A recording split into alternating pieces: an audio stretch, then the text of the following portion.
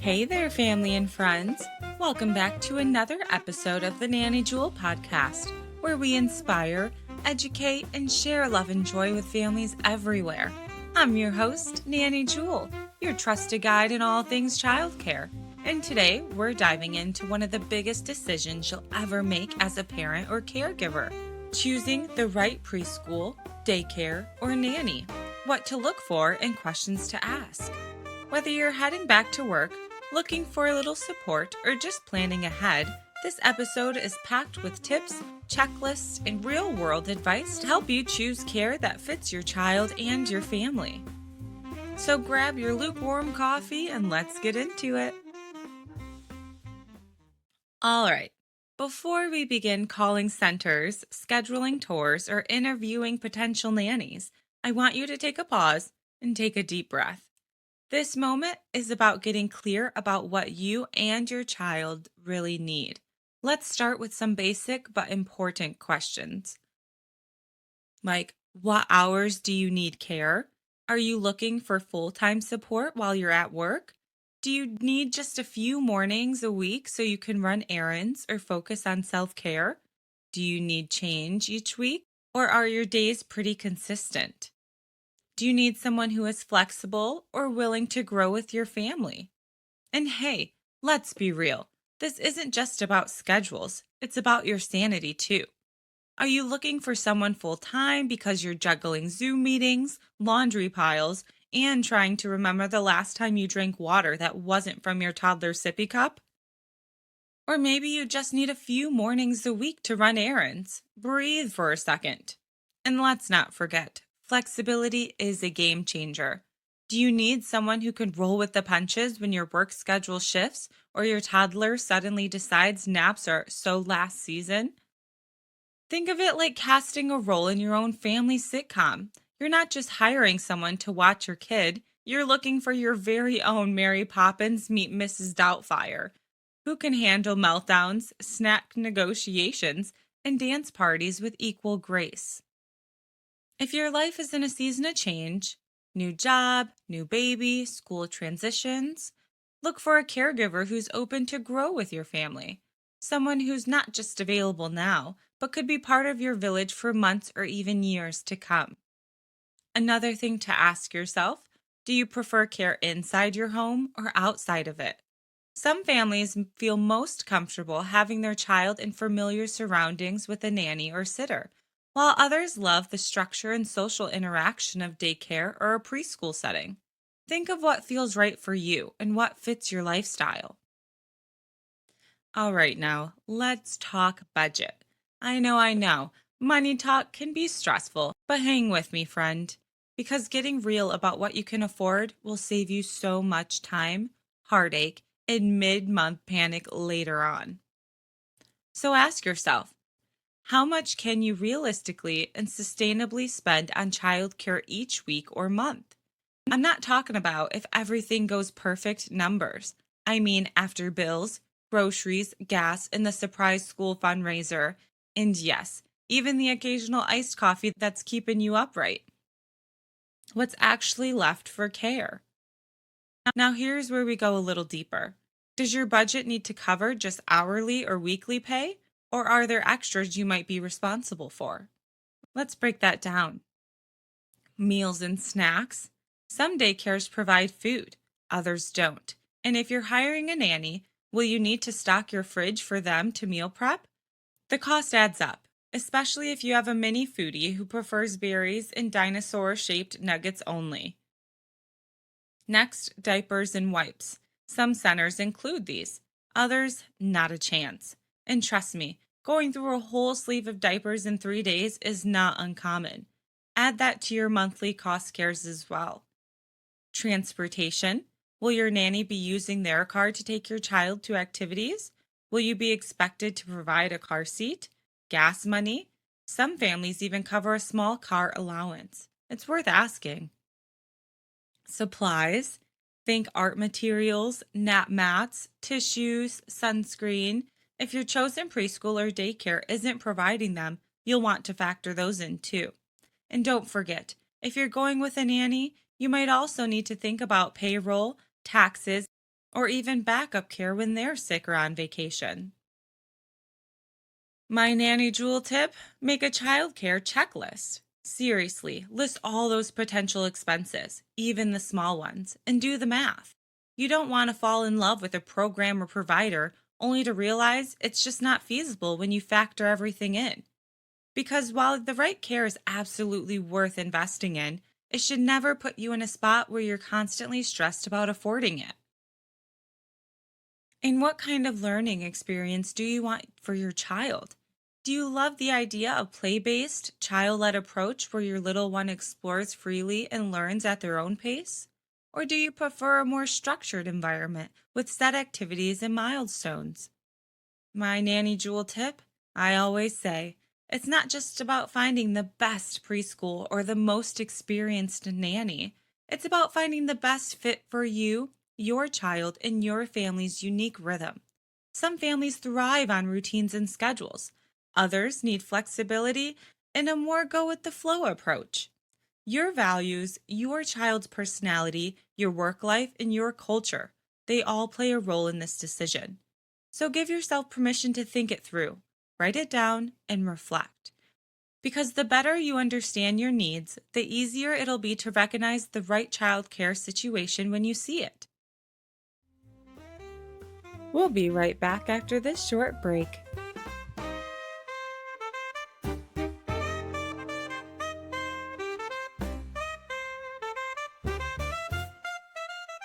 And I'm back. Okay, feeling grounded? Got your notes? Good. Let's move on to what to look for in a preschool or daycare. What to look for in a preschool or daycare. All right, if you're considering a preschool or daycare, here are the top 6 things to look for. Number 1, licensing and accreditation. Always ask to see credentials. Look for centers licensed by the state and ideally accredited by organizations like the NAEYC. Number 2, cleanliness and safety. Trust your eyes and nose. Is the space clean? Are outlets covered? Are emergency plans in place? Number 3, low child to teacher ratio. The lower the ratio, the more attention your child gets. That matters, especially for infants and toddlers. Number 4, engaging daily routine. Ask to see a daily schedule. Look for a balance of structured activities and free play. Number 5, warm and responsive staff. Observe how teachers interact with the kids. Are they on the floor playing? Do they speak kindly, etc.? And number 6, parent communication. Are you kept in the loop? Some centers use daily reports or apps to share photos and updates, which are amazing. And also, even if for a nanny, I would definitely 10 out of 10 recommend downloading an app to share with the nanny. You might have to pay, but it's a great tool to use for nannies to update you throughout the day if you're not at home or you're working from home, staying in the room. It's nice to see when your child's being fed, when they're doing tummy time, when is their nap time, when their diapers changed and what kind of diaper change it was. It's really helpful and 10 out of 10 recommend. I can definitely recommend some apps as well. And make sure you have questions to ask preschools or daycares. Here's a little cheat sheet of questions. Write these down or screenshot this later on my Instagram, which is at the Nanny Jewel Pod. Number 1, what's your staff turnover rate? Which is extremely important because a place that is constantly replacing staff probably isn't the best choice for you and your child. The second question, how do you handle discipline? Wondering how a preschool or daycare handles discipline is very important because you never want someone to put their hands on your child, 1. 2, you don't want your child to feel belittled, so say they do timeouts.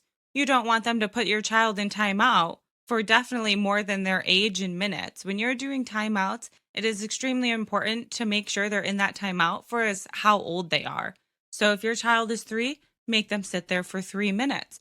But even after that timeout is over, there needs to be a conversation had to make sure that they understand why they were in that timeout and also what they can do better next time and make sure that they feel okay moving forward during the day. Number three, what's your sick child policy? Definitely ask about a sick child policy. You don't want your child to go to a preschool or daycare when they're allowing sick children in, not only getting your child sick, but bringing that home to your entire family. It's very important to make sure that they make sure kids that are sick stay at home until they are feeling better. Number four, how do naps and meals work? That's a very important question to ask a preschool or daycare because you want to make sure your child is getting rest if needed. And also, you want to make sure if they're supplying meals or if they're supplying snacks, or make sure your child always has a water or whatever they need to stay hydrated during the day. Number five, how do you handle emergencies or injuries?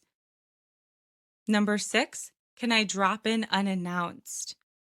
Number seven, are meals and diapers included in cost? And number eight, do you provide progress reports or assessments? A tip, always visit in person. A picture may be worth 1,000 words, but the visit shows you the vibe, and your gut feeling matters. What to look for in a nanny? All right, now let's get into choosing a nanny. Whether you're hiring a part time, full time, or even considering a nanny share with another family, this can be a special relationship and also one of the biggest decisions you'll make as a parent. Here's what to look for and why each piece matters so much. Experience with your child's age group. Not all childcare experience is the same, and that's okay. Caring for a newborn is very different ballgame than chasing a high-energy toddler or planning activities for a curious preschooler. If you have a baby, you'll want someone who's confident with feeding schedules, sleep routines, and recognizing cues. If your child is 2 or 3, look for someone who can balance playtime, gentle discipline, and lots of learning moments throughout the day. Ask them, tell me about your experience with children around this age and what's your favorite thing about that stage. This answer will tell you a lot, not just about their experience, but about their heart. Background checks and references. This is a non negotiable. It's your child's safety and your peace of mind. Run a full background check. Many websites can help with this. And always, always call at least 2 to 3 references. Ask those past families. Was your child happy in their care? Were they on time? How did they handle stressful situations? Don't be shy about it. Great nannies want you to feel confident in hiring them. As they say, trust but verify. Personality fit. You could have someone with the perfect resume, but if they don't click with your child or your energy just doesn't match, it's okay to say no. You're looking for someone who brings warmth, patience, and joy into the room. Someone who sings the songs, does the silly voices, and make your child feel safe and seen. And you should feel good around them too. This is someone who will be in your home, part of your child's life. Trust your gut. Flexibility and reliability. Life happens. Kids get sick, you run late, schedules shift. You want someone who can roll with these changes within reason and who communicates clearly when things come up. Ask about past situations where they've had to be flexible or step in last minute. Reliability is golden in this rule. Look for someone who values your time and trusts you to value theirs too. CPR and first aid certified. This one is easy. Yes, they need it. Emergencies are rare, thank goodness. But knowing your nanny can confidently respond in a crisis is priceless. And bonus points if you've taken additional child safety or early development courses. Communication style. Let's be honest, you're going to want updates. Maybe not every diaper change, but definitely if your little one skipped a nap or did something adorable you don't want to miss. Talk to your potential nanny about how they would like to communicate. Do they send quick text, leave daily notes, chat with you at the end of the day, or keep you updated on an app? Pick what works best for you, but have that conversation early. It sets the tone for a respectful and open relationship on both sides. And make sure you request transparency, which is the most important key to parents to nanny. You always want transparency, whether it's good or bad. A little nanny jewel tip. Hiring a nanny is like welcoming someone into your extended family. So take your time. Ask the deep questions. Watch how your child responds to them. And most importantly, don't ignore your instincts. Here are some questions to ask a nanny. Number one, how would you handle a temper tantrum? Their response will be everything. Make sure that they have patience and understanding. Make sure that they're able to handle a temper tantrum.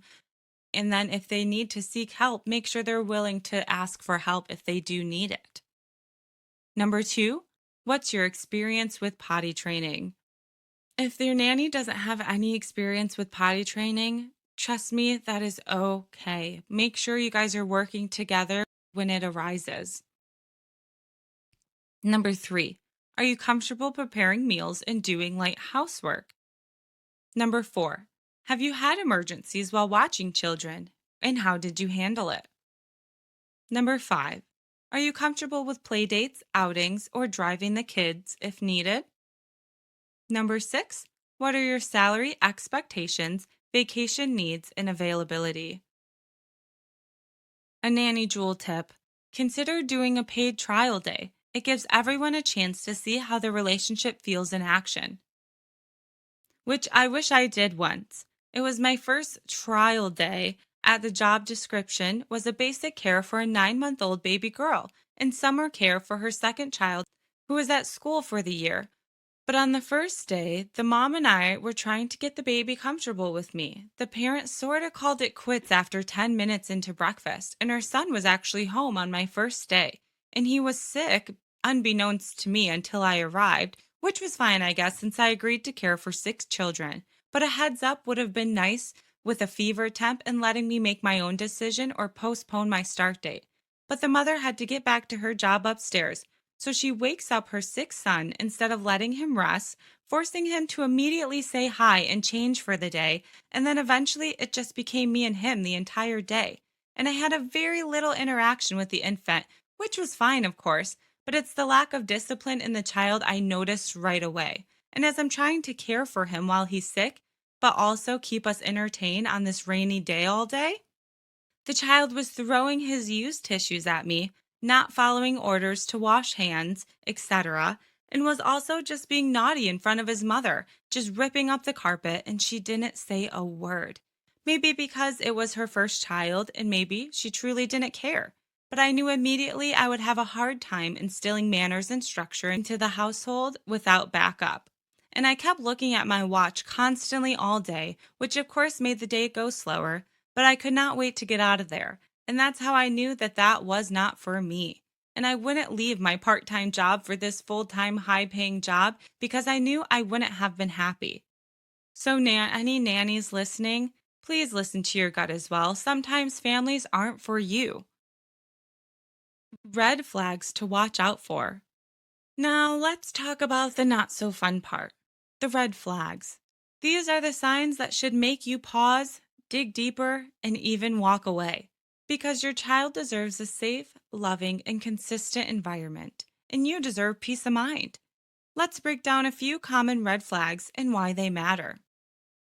High staff turnover in a daycare. If you notice that teachers and caregivers are constantly changing, that's a big clue something might be off behind the scenes. Frequent turnovers can mean poor management, low morale, or caregivers who don't feel supported. And that instability can absolutely affect your child. Children thrive on consistency. They bond with familiar faces. When staff is always rotating, it's harder for your child to feel secure and connected. So ask, how long have your current teachers been here?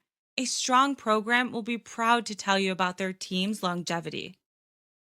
Another red flag, a nanny who's vague about their references or past. If a potential nanny can't provide references, is hesitant to explain gaps in their work history, or seems unsure when you ask about past families, that's a red flag. We're not looking for perfection, but we're looking for honesty. A trustworthy caregiver should be transparent about their experience, able to share specific stories, and happy to connect you with past families. If someone avoids your questions, deflects, or only gives vague answers, it's worth reconsidering. Another red flag: poor communication or dismissive answers. Whether you're interviewing a preschool director or a nanny, how they respond to your concerns tell you everything. Do they welcome your questions or seem irritated? Do they explain things clearly or brush you off with a "don't worry, we've got it"? Your voice matters. If someone isn't respecting it now, they likely won't later. Look for caregivers who are patient, responsive, and open to partnership, not power struggles. The next red flag: a space that's messy, chaotic, or doesn't feel safe. Trust your senses. When you walk into a daycare or nanny's home, ask yourself, does it feel calm and organized? Are toys and supplies in good shape? Is it child proofed and clean? Every space will have a little mess. We're talking about children after all. But there's a difference between playful and unsafe. If something feels off, speak up or trust your gut and move on. Another red flag: no clear learning philosophy or daily structure. When you ask how your child will spend the day and you get a shrug or a vague, "oh, we just go with the flow," that can be concerning. Even the most relaxed, play based programs should have some sense of rhythm and intention. You want to hear about how they support learning, what kind of activities they plan, and how they help children transition through the day. A strong caregiver can tell you what they believe about child development and how they put it into practice every day. Nanny Jewel tip: it's okay to walk away. You're not being too picky. You're not being dramatic. You're being a parent. And choosing childcare is one of the most important decisions you'll ever make. So if something doesn't sit right, trust yourself. And speaking of trust yourself, you know your child better than anyone. Sometimes, even if everything looks good on paper, something might feel off. Listen to your instincts. If something doesn't sit right, keep looking. Your peace of mind and your child's well being are worth it. All right, friends, that's a wrap on today's episode. Choosing childcare is a big step, but remember, you've got this, and you're not alone. If you found today's episode helpful, please follow, share it with a fellow parent, or leave a review. Until next time, I'm here to remind you, you're doing great. Bye for now.